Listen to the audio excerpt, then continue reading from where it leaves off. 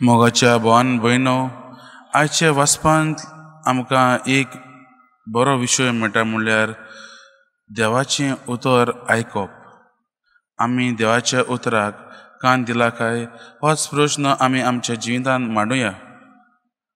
देव आमच्या जिवितांत जायते फावटी उलयता, पूण आमी जायते फावटी ताच्या उतराक कान दिनात.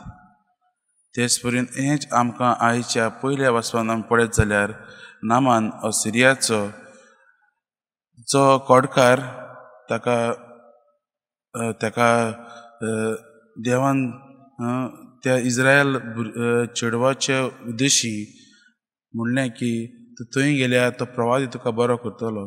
आनी देवाचे उतराचेर तो पाळो दिवचे सुवातेर तो चिंता जेन्ना एलिजा ताका म्हणटा जॉर्दान नदीन वचून ते थंय उदकान न्हांव म्हणून, तेन्ना तो निराश जाता.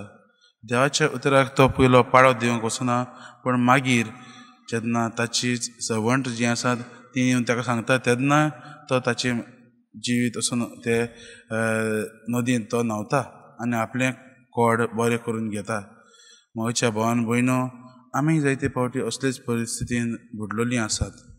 आयच्या शुभ वचपान देखून पळयत जाल्यार आमी पळयता जेजू आपल्या खाशा गांवांत नाजारेतांत भितर सरता आनी थंय नाजारेतांत भितर सरता म्हणटकीर तो तांकां 2 उदाहरण दिता. तो कित्याक दिता काय 2 उदाहरण हे आमी जावन घेवया. पयलें म्हणल्यार जेन्ना तो नाजारेत गांवांत भितर सरता, नाजारेतचे लोक ते चिंतून आसले की जेजू आमचो गांवचो भाव, आनी जेजूक ताणें पळयल्लो जायतीं मिलाग्री करतात ती, जायतीं विजमितां करतात ती, जायत्या मनशांक बरीं करतात तें ताणें पळयल्लें आनी ताचें आयकल्लें. आनी आज जेजू तांच्या गांवांत भितर सरला देखून तीं आज जेजू लागीं एक खुणा कशी मागतात. आमच्याय मनशांक पयलें स्थान दिवंक, आमच्या मनशांक तो आमच्या गांवचो म्हणटकीर आमच्या मनशांक पयलो जागो दिवंक, म्हणजे पयलीं बरीं करूंक, ती तांची ही विनवणी तें पवित्र पुस्तकांत दिलेलें ना, पूण हेंच. आनी ताकाच लागून जेजू तांकां ही 2 उदाहरण दिता. एक ते सिदोनाचे बायलेची आनी एक आमच्या आयज पयल्या वचपान आयकलां सिरियाच्या नामानाची. दोगांय ही जुदेव न्हू, पूण ती दुसरी भायलीं लोकां.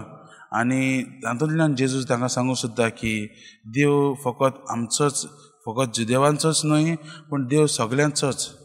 आनी देवाच्या कानाक ही त्याच्याच गांवांतले लोक ती पाळो दिनात, ती ताका जेजूक भायर काडटात.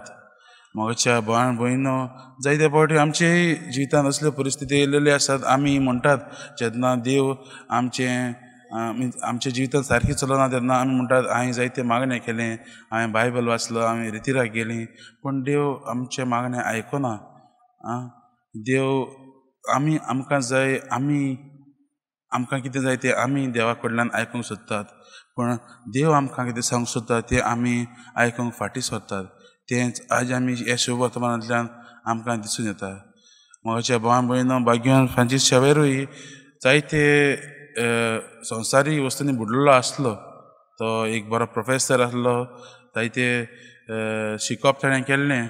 आनी जेन्ना तो शिकता आसतना ताचे रूममेट भाग्यवान इनास तो ताका जायते फावटी देवाची उतराची समजून दितालो, पूण देवाच्या उतराक कान दिनासलो. पूण एकदां ताची ही उतरां ताच्या जिविताक लागतात आनी ताचें आखें जिवीत बदलता. म्हज्या भावान भयणो, देव आमकां आपयत आसता, देव आमच्या जिवितांत येयत आसता आनी आमकां उलो करता. आमी फकत ताच्या उतराक कान दिवंक जाय. जेन्ना आमी ताच्या उतराक कान दितलीं तेन्नाच आमच्या जिवितांत ताचें उतर रिगतलें आनी आमी बऱ्या मार्गांत चलूंक पावतलीं. तर म्हज्या भावान भयणो, आमी ह्या कृपेच्या नव्यानांत भितर सरता तेन्ना आमी देवा लागीं हीच कृपा मागुया. आमच्या जिवितांत देवाच्या उतराक आमी कान दिवंक, देवाच्या उतराक आमी पाळो दिवंक, देवाच्या उतरा प्रमाणेच आमी आमचें जिवीत चलोवंक आनी ताच्याच मार्गांत चलोवंक हीच कृपा आमी देवा लागीं भाग्यवान फ्रांसीस शावेराचे विनवणेन मागुया.